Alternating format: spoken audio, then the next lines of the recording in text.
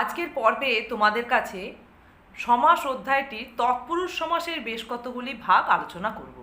এর আগের কয়েকটি পর্বে সমাসের পরিভাষা, দ্বন্দ্ব সমাস, কর্মধারয় সমাস এবং তৎপুরুষ সমাসের বেশ কিছু ভাগ আলোচনা করেছি। দশম শ্রেণীতে দেখবে যে ব্যাকরণ অংশে সমাস অধ্যায়টি পূর্ণাঙ্গ রূপে পাঠ্য হিসেবে রয়েছে ওয়েস্ট বেঙ্গল বোর্ডের ক্ষেত্রে। আর সিবিএসই বোর্ডের ক্ষেত্রে দেখা গেছে সমাস অধ্যায়টির কিছু বিভাজন রাখা হয়েছে নবম শ্রেণীর ক্ষেত্রে, আর কিছু ভাগ রয়েছে, প্রকারভেদ রয়েছে দশম শ্রেণীর ক্ষেত্রে। তা তৎপুরুষ সমাসটা তোমাদের কাছে খুবই গুরুত্বপূর্ণ, প্রত্যেকটি ভাগই গুরুত্বপূর্ণ। এবং তৎপুরুষ সমাসের ক্ষেত্রে আজকে যে ভাগগুলি আলোচনা করব এগুলো কিন্তু তোমাদের একটু মন দিয়ে বুঝে নিতে হবে, না হলে সহজে কিন্তু তোমরা সমস্ত পদ দেখে নির্ণয় করতে পারবে না, বা ব্যাসবাক্য হয়তো করে ফেলবে কিন্তু নির্ণয় করতে পারবে না যে এটি কী ধরনের সমাস হয়েছে। বিশেষত আজকে যে উপপদ তৎপুরুষ সমাসটি আলোচনা করব সেক্ষেত্রে কিন্তু তোমাদের অনেকেরই সমস্যা হয়। তাহলে চলো দেখে নিই আজকে আমরা কি কি ভাগ আলোচনা করব। প্রথমেই রয়েছে দেখো না তৎপুরুষ, তারপরে উপপদ তৎপুরুষ, ব্যক্তি তৎপুরুষ, ক্রিয়া বিশেষণ তৎপুরুষ আর উপসর্গ তৎপুরুষ। তাহলে আজকে আমরা আরেকবার তৎপুরুষ সমাস কি একটু আলোচনা করে নিই। যে সমাসে আমরা দেখব যে ব্যাসবাক্যে কর্ম, করণ, অধিকরণ, নিমিত্ত, সম্বন্ধের বিভক্তি এবং বিভক্তিস্থানীয় অনুসর্গ সমস্ত পদে গিয়ে লোপ পায় এবং সমস্ত পদে পরপদের অর্থ প্রাধান্য পায়, তাকে বলে তৎপুরুষ সমাস। তাহলে এই বৈশিষ্ট্যও কিন্তু যে কর্ম তৎপুরুষ, অধিকরণ তৎপুরুষ, নিমিত্ত তৎপুরুষের ক্ষেত্রে আমরা পেয়েছিলাম, এই বৈশিষ্ট্যটা কিন্তু আমরা আজকে যে 5টি তৎপুরুষ সমাসের বিভাগ আলোচনা করব সেখানেও পাবো। তাহলে দেখি চলো প্রথমে আজকে কি ভাগ রয়েছে। না তৎপুরুষ এর সংজ্ঞাটা দেখো, আমরা দেখে নিই। পূর্ব পদে এখানে কি থাকবে? ব্যাসবাক্যে দেখব পূর্ব পদে না, নয়, নাই ইত্যাদি নিষেধার্থক বা নাবাচক অব্যয়ের ব্যবহার, এবং সমস্ত পদে গিয়ে দেখা যাবে পরপদের অর্থটাই প্রাধান্য পেয়েছে। এই ধরনের তৎপুরুষ সমাসকে বলছে না তৎপুরুষ সমাস। তাহলে আমরা দেখো তোমরা যে কোনো লেখকের বই পড়লেই দেখবে যে এর অসংখ্য দৃষ্টান্ত রয়েছে। সেই দৃষ্টান্তগুলি তোমরা অনুশীলন করতে থাকলেই বুঝতে পারবে যে ব্যাসবাক্য এভাবেই হয়, এবং এই শব্দগুলি আমরা আমাদের মৌখিকে প্রচুরভাবে, মৌখিক ব্যবহার আমাদের খুব রয়েছে, ব্যাপকভাবে রয়েছে। তা উদাহরণগুলি দেখো, যে আজকে যে দৃষ্টান্তগুলি দিয়েছি এগুলো সবাই আমরা মুখেই ব্যবহার করি, পরিচিত এই শব্দগুলি সম্পর্কে আমরা।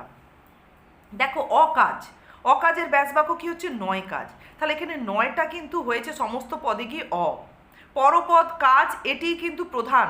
এবার কাজটা কেমন? না অকাজ। এবার দেখো নয় এক, অনেক, তাহলে এখানে নয়টা হয়ে গেছে অন সমস্ত পদে গিয়ে। তারপরে নয় আবিষ্কৃত, অনাবিষ্কৃত, তাহলে এখানে নয়টা হয়ে গেছে অনা। তারপরে নাবালকের ক্ষেত্রে কি হয়েছে? না নয় বালক নাবালক, নয়টা হয়ে গেছে না। তারপরের উদাহরণে দেখো নয় হয়েছে নয়টা সমস্ত পদে হয়ে যাচ্ছে গড়, নয়টা সমস্ত পদে গিয়ে কোথাও হচ্ছে বি, বে, আর শেষ উদাহরণটিতে নেই হয়ে যাচ্ছে নি। তাহলে আমরা এখানে দেখতে পাচ্ছি ব্যাসবাক্যে, প্রত্যেকটি ব্যাসবাক্যে শুরুতে নয়, নেই এই ধরনের নাবাচক পদ রয়েছে, এবং সমস্ত পদে গিয়ে সেটি একটি রূপ লাভ করুক, যাই করুক, সেক্ষেত্রে আমরা দেখছি সমস্ত পদে পরপদের অর্থটা প্রাধান্য পাচ্ছে। তাহলে এভাবে আমরা মূলত এখানে দেখবে যে সমস্ত পদে গিয়ে নয়টা যে রূপ লাভ করছে এগুলি সবই উপসর্গ, এবং উপসর্গগুলো নাবাচক অর্থ বহন করে। বিভিন্ন জায়গায় যে ধরনের নাবাচক উপসর্গ অ্যাপ্রোপ্রিয়েট হবে সেইভাবে নয়টা এখানে রূপ লাভ করেছে।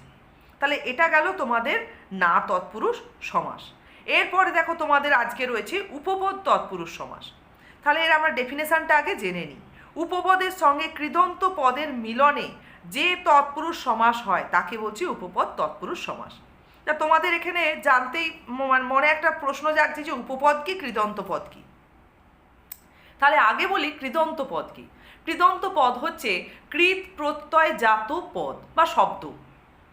তোমরা ওয়েস্ট বেঙ্গল বোর্ডে যারা নবম শ্রেণীতে পড়েছিলে প্রত্যয় অধ্যায়টা, সেখানে তোমরা দেখেছিলে কৃত প্রত্যয় ধাতুর সঙ্গে যুক্ত হয়ে নতুন কৃত প্রত্যয় সাধারণত ক্রিয়াবাচক শব্দের জন্ম দেয়।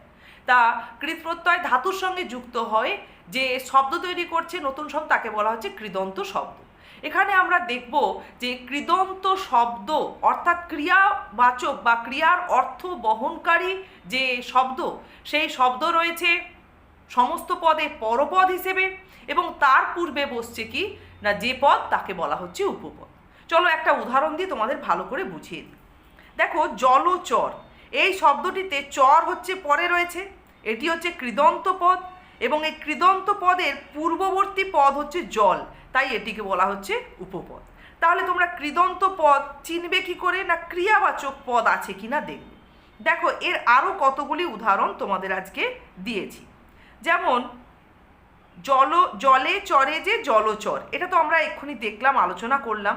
এরপরে দেখো অগ্রে জন্মে যে অগ্রজ, ছেলে ধরে যে ছেলে ধরা। তাহলে এই তিনটি উদাহরণকে ভালো করে লক্ষ্য করলে দেখবে চর, জ, ধরা এগুলো সবই হচ্ছে ক্রিয়াবাচক শব্দ, এগুলি কৃদন্ত পদ, এবং এদের পূর্বে যে পদ অর্থাৎ যথাক্রমে জল, অগ্র, ছেলে এগুলি হচ্ছে উপপদ। তাহলে আমরা এখানে দেখতেই পাচ্ছি ব্যাসবাক্য সহ সমস্ত পদের মধ্যে উপপদের সঙ্গে কৃদন্ত পদের সমাস হচ্ছে, তাই এই সমাসের নাম হচ্ছে উপপদ তৎপুরুষ সমাস। দেখো এখানে কিন্তু প্রত্যেকটি উদাহরণের মধ্যেই লক্ষ্য করলে বা ভালো করে একটু দেখলেই বুঝতে পারবে পরপদের অর্থ কিন্তু প্রাধান্য পেয়েছে সমস্ত পদে। তাহলে এটা গেল উপপদ তৎপুরুষ সমাস। এরপরে যদি তোমাদের কারো উপপদ তৎপুরুষ সমাসে কোনো কনফিউশন থাকে তোমরা আমাকে মেসেজ বক্সে কমেন্ট করতে পারো। এরপরে দেখো রয়েছে ব্যক্তি তৎপুরুষ সমাস। ব্যক্তি শব্দের অর্থ হচ্ছে একটা প্রসারতাকে বোঝানো হচ্ছে, যে তৎপুরুষ সমাসে ব্যক্তি অর্থ প্রকাশিত হয় তাকে বলছে ব্যক্তি তৎপুরুষ সমাস। এখানে আমরা উদাহরণ দুটো দিয়েছি, দেখো সব এই উদাহরণের মধ্য দিয়ে একটি ব্যক্তি অর্থ প্রকাশ পাচ্ছে। কীরকম? পাদ থেকে মস্তক পর্যন্ত, আপাদ মস্তক, তাহলে এটা একটা প্রসারতাকে বোঝানো হচ্ছে। বা দ্বিতীয় উদাহরণ দেখো চিরকাল ব্যাপী সুখ, চিরসুখ, এখানেও একদম ব্যাপী শব্দটা প্রয়োগই করে দেওয়া হয়েছে, যেটাকে একটা প্রসারতা অর্থ তুলে ধরছে। তাই এই ধরনের তৎপুরুষ সমাসগুলোকে বলা হচ্ছে ব্যক্তি তৎপুরুষ সমাস। এরপর দেখো রয়েছে ক্রিয়া বিশেষণ তৎপুরুষ। যে তৎপুরুষ সমাসে পূর্বপদ হবে ক্রিয়া বিশেষণ, সেই তৎপুরুষ সমাসকে বলা হচ্ছে কি ক্রিয়া বিশেষণ তৎপুরুষ। দেখো পূর্বপদে যে অর্ধ বা নিম এগুলি হচ্ছে সমস্ত পদের ক্ষেত্রে, যে অর্ধ নিম এগুলি হচ্ছে ক্রিয়া বিশেষণ।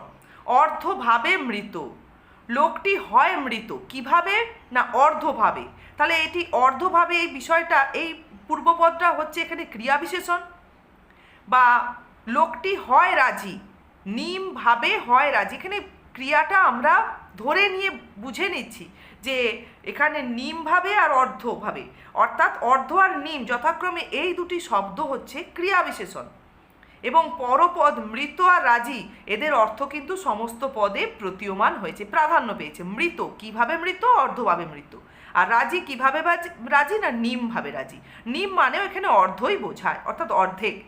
তাহলে দেখো এখানে পূর্বপদ হিসেবে পাওয়া যাচ্ছে ক্রিয়া বিশেষণ, এবং তৎপুরুষ সমাসের যে ওভারঅল বৈশিষ্ট্য পরপদের অর্থ সমস্ত পদে গিয়ে প্রাধান্য পাওয়া, সে বৈশিষ্ট্যও রয়েছে। এবং এখানে ক্রিয়া বিশেষণ নাম দেওয়া হলো কেন না যেহেতু এখানে একটি ক্রিয়া বিশেষণ পূর্বপদে ব্যবহৃত হচ্ছে। বা এর আগেও আমরা যেটা দেখেছিলাম ব্যক্তি তৎপুরুষের ক্ষেত্রে পরপদের অর্থই প্রধান, কিন্তু এখানে একটি ব্যক্তি অর্থ প্রকাশ পাচ্ছে বলে এই তৎপুরুষকে ব্যক্তি তৎপুরুষ বলে অভিহিত করা হচ্ছে। মানে তৎপুরুষ সমাসের যে বৈশিষ্ট্য এই আজকের যে 5টি ভাগের মধ্যে রয়েছে, কিন্তু এদের আলাদা আলাদা করে আরেকটি বৈশিষ্ট্যের দিক থেকে এদেরকে আলাদাভাবে চিহ্নিতকরণ করা হয়েছে। দেখো তৎপুরুষ সমাসের যে শেষ ভাগ উপসর্গ তৎপুরুষ, যে তৎপুরুষ সমাসে পূর্বপদ উপসর্গের সঙ্গে পরপদ বিশেষ্য কিংবা বিশেষণের সমাস হবে তাকে বলছে কি উপসর্গ তৎপুরুষ সমাস। যেমন কি না প্র যে পৌত্র, প্রপৌত্র, দেখো প্র এটি ব্যাসবাক্যে উপসর্গ, আর সমস্ত পদেও গিয়ে কিন্তু এটি উপসর্গ হিসেবে পূর্বপদ ব্যবহৃত হয়েছে। এবং পৌত্র এই পরপদের অর্থই কিন্তু প্রতীয়মান রয়েছে। প্রতি যে শব্দ, প্রতি শব্দ, তাহলে এখানে শব্দ এই পরপদের যে অর্থ সমস্ত পদে গিয়ে প্রাধান্য পাচ্ছে, এবং প্রতি এটি একটি উপসর্গ, এটি সমস্ত পদে গিয়েও পূর্বপদ হিসেবে ব্যবহৃত হচ্ছে। রাম যে দা, রাম শব্দের অর্থ হচ্ছে বৃহৎ, মানে বড় আকারের দাকে বোঝানো হচ্ছে। এটি হচ্ছে দেখো এই উপসর্গের মধ্যে আবার এই প্র আর প্রতি হচ্ছে সংস্কৃত উপসর্গ, আর রামটা হচ্ছে বাংলা উপসর্গ, আর ফিটা হচ্ছে বিদেশি উপসর্গ। ফি বছর, এখানে বছর এই পরপদের অর্থই কিন্তু প্রধান। তাহলে আমরা এখানে দেখতে পাচ্ছি উপসর্গ তৎপুরুষ সমাসের ক্ষেত্রে যে মূলত পূর্বপদ হিসেবে একটি উপসর্গ ব্যবহৃত হয়েছে। তাহলে এই গেল আজকের উপসর্গ বা ক্রিয়া বিশেষণ, ব্যাপ্তি, উপপদ তৎপুরুষ আর না তৎপুরুষ সহযোগে 5টি বিভাগের তৎপুরুষ সমাসের আলোচনা।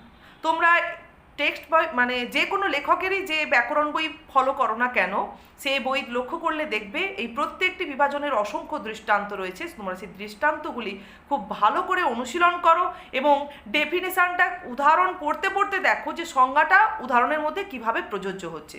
তবে কিন্তু একবার দুবার তোমরা যদি সেভাবে পড়ো তাহলে তোমাদের সবই জানা শব্দ খুব সুন্দরভাবে তৈরি হয়ে যাবে। ঠিক আছে, আজকে এতটাই।